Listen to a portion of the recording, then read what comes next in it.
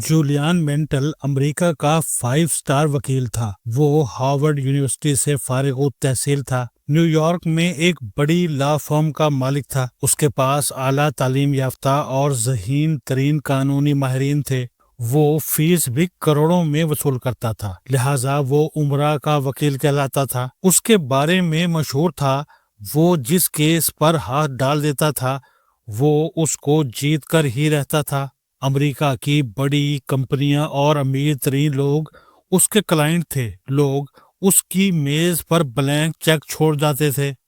وہ خود بھی رئیس تھا۔ لاطینی امریکہ میں ذاتی جزیرے کا مالک تھا، ذاتی جیٹ جہاز تھا، نیو یارک کے مہنگے ترین علاقے میں مہنگے فلیٹ میں رہتا تھا۔ اس کے پاس سرخ رنگ کی ایک ایسی فراری کار بھی تھی جو کمپنی نے دنیا کے صرف چند لوگوں کے لیے بنائی تھی، اور وہ روزانہ نیو یارک کے مہنگے ترین ریستوران میں کھانا کھاتا تھا اور مہنگے ترین شراب خانوں میں بیٹھتا تھا۔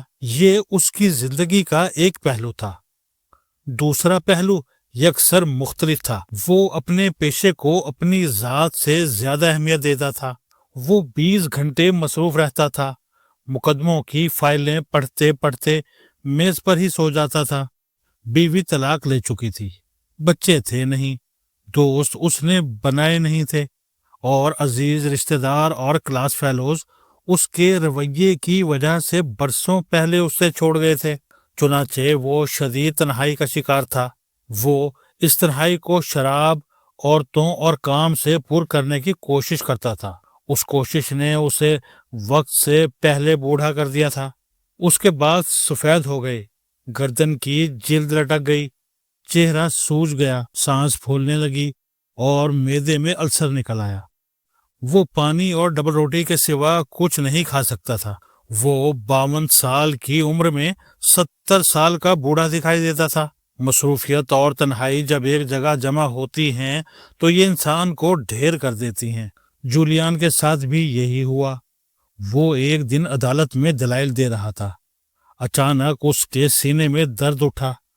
اس نے دل پر ہاتھ رکھا اور جج کے سامنے فرش پر گر گیا۔ جولیان کو خوفناک ہارٹ اٹیک ہوا۔ اسے اسپتال پہنچا دیا گیا۔ وہ 1 ماہ ICU میں رہا۔ اس 1 مہینے نے جولیان کو اندر سے تبدیل کر دیا۔ اس نے اسپتال میں پڑے پڑے اپنی لا فرم ساتھیوں کو گفٹ کر دی۔ اپنا گھر، اپنا جزیرہ اور اپنا جیٹ طیارہ بھی بیچ دیا، اور اپنی عزیز ترین فراری بھی اونے پونے فروخت کر دی۔ وہ اسپتال سے ڈسچارج ہونے کے بعد شہر سے غائب ہو گیا۔ وہ کہاں گیا؟ بڑے عرصے تک لوگ ایک دوسرے سے پوچھتے رہے، لیکن جولیان کی اگلی منزل کے بارے میں کسی کو کچھ معلوم نہیں تھا۔ لوگ اسے آہستہ آہستہ بھول گئے۔ اس واقعے کے 3 سال بعد جولیان اچانک نیو یارک واپس آ گیا۔ لوگ اسے دیکھ کر حیران رہ گئے، کیونکہ بوڑھا، بیمار، چچڑا اور تھکا ہوا جولیان اب شکل سے 30 سال کا جوان لگتا تھا۔ اس کا چہرہ سرخ، آنکھیں روشن، بال سنہری، کمر 30، چھاتی باڈی بلڈرز کی طرح ابری ہوئی، بازو موٹے اور سخت اور ٹانگیں گھوڑے کی طرح مضبوط اور پتلی تھیں۔ وہ 10 کلومیٹر دوڑ بھی لگا سکتا تھا اور ہزار سیڑھیاں بھی چڑھ جاتا تھا۔ نیا جولیان پرانے جولیان سے بالکل مختلف تھا۔ یہ پرسکون بھی تھا، صحت مند بھی تھا اور توانائی سے بھرپور بھی تھا۔ لوگوں نے اس سے اس کایا کلپ کا فارمولہ پوچھا۔ جولیان نے بتایا، میں جب اسپتال میں داخل ہوا تو مجھے اپنی زندگی کے تجزیے کا موقع ملا۔ میں نے اس وقت اپنے آپ سے پوچھا، جولیان، کیا یہ زندگی ہے؟ کیا صرف کام کرنا، پیسہ کمانا اور تعیشات جمع کرنا زندگی ہے؟ اور کیا زندگی کا دوسرا نام اندھی مصروفیت، تنہائی اور بیماری ہے؟ میرے اندر سے آواز آئی، نہیں، زندگی اور زندگی کا مقصد سراسر مختلف ہے۔ مجھے جوانی میں کسی نے بتایا تھا، ہندوستان میں بے شمار جوگی رہتے ہیں، ان کے پاس پرسکون اور مطمئن زندگی کے نسخے ہیں۔ میں نے اپنے ہارٹ اٹیک کو ویک اپ کال سمجھا اور باقی عمر زندگی کا اصل مقصد تلاش کرنے کے لیے وقف کر دی۔ میں نے اپنی ساری زمین جائیداد بیچی اور بھارت چلا گیا۔ میں بھارت میں مختلف شہروں، مختلف آشرموں اور مختلف جوگیوں کے پاس دھکے کھاتا رہا، لیکن مجھے پرسکون زندگی کا کوئی فارمولہ نہ ملا۔ میں چلتے چلتے سری نگر پہنچ گیا۔ وہاں ایک چھوٹے سے مندر میں ایک جوگی رہتا تھا۔ مجھے پتا چلا یہ جوگی بھی میری طرح ایک نامور وکیل تھا۔ وہ بھی میری طرح زندگی سے ایک دن تنگ آ گیا۔ اس نے بھی وکالت چھوڑی اور نروان تلاش کرتے کرتے اس مندر میں ڈیرے ڈال لیے۔ میں اس جوگی کے پاس پہنچ گیا۔ وہ اس وقت تک بہت بوڑھا ہو چکا تھا۔ اس نے مجھے بتایا، ہمالیہ کی انتہائی بلندیوں پر ایک قبیلہ رہتا ہے۔ یہ لوگ نروان پا چکے ہیں۔ ان کے پاس ایسے نسخے ہیں جن کے ذریعے یہ انسان کو اندر اور باہر دونوں سائیڈ سے بدل دیتے ہیں۔ جوگی کا کہنا تھا، میں ان لوگوں کی تلاش میں یہاں پہنچا ہوں، لیکن بڑھاپے کی وجہ سے پہاڑوں پر نہیں جا سکتا۔ تم کوشش کرو، شاید تم کامیاب ہو جاؤ۔ میرے ہاتھ ٹپ آ گئی۔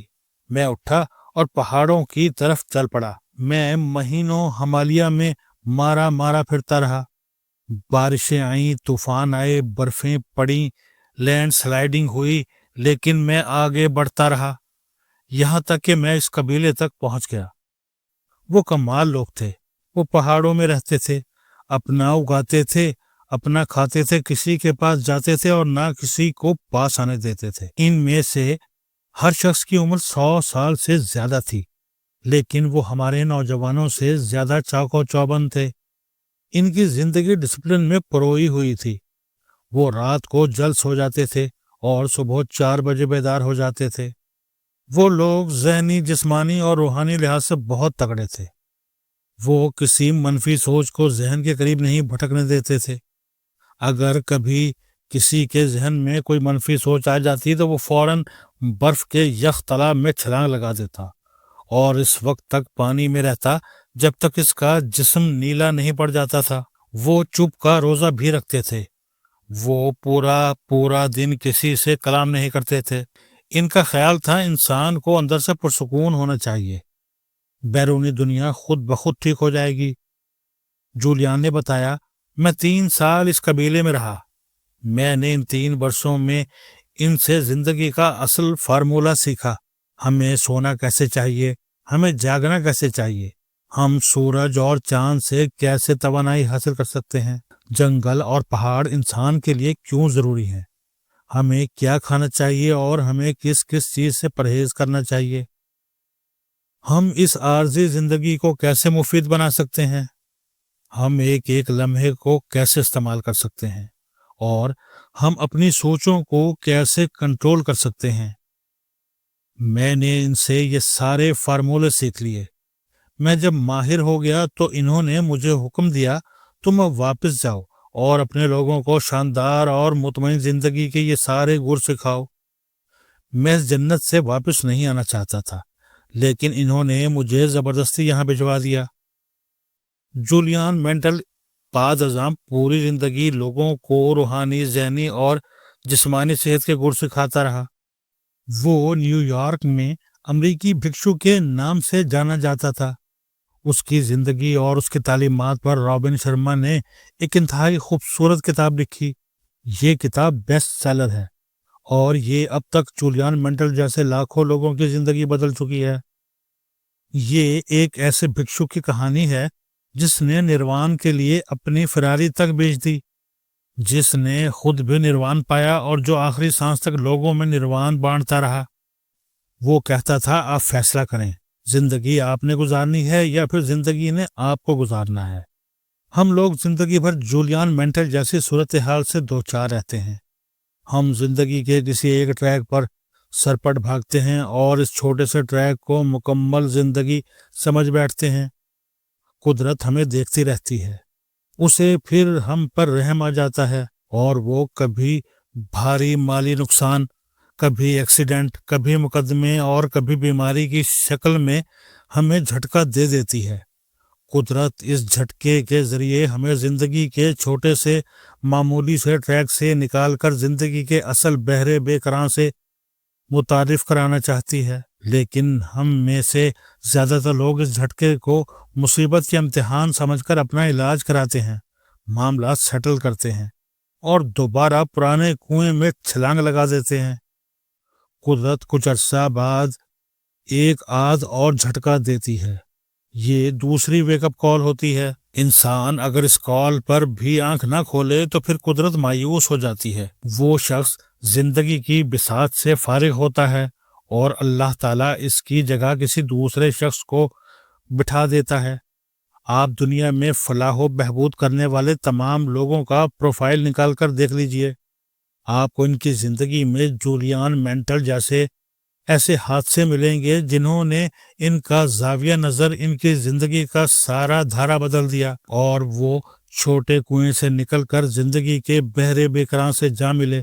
قدرت یہ کرم صرف لوگوں پر نہیں کرتی، یہ قوموں کو جگانے کے لیے بھی ایسے ہی جھٹکے دیتی ہے۔ یہ قوموں پر بیماریاں، آتش فشاں، سیلاب، سونامی اور زلزلے بھیج کر انہیں بتاتی رہتی ہے تم اگر اپنی نسلوں کو محفوظ دیکھنا چاہتے ہو تو تم اپنے سسٹم بہتر بنا لو۔ دنیا کی جو قومیں قدرت کے جھٹکوں میں چھپا یہ پیغام سمجھ جاتی ہیں وہ بچ جاتی ہیں، اور جو نہیں سمجھتی وہ کھنڈر بن جاتی ہیں۔